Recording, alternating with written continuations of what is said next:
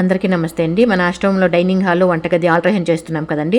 అందులో నేను వేసిన పొయ్యి కూడా పగలగొట్టాల్సి వచ్చింది. చాలా బాధ అనిపించిందండి.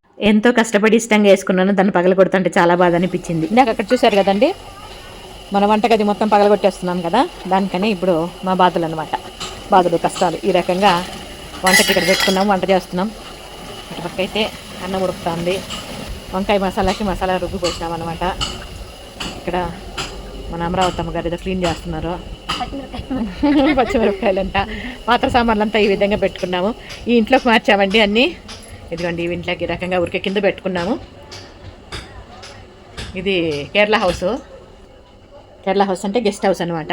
కాకపోతే రాబోయే కాలంలో దీని అయితే వంటగది చేయాలని అనుకుంటున్నాము. ఎందుకంటే ఇది ఆగ్నేయంలో ఉంది.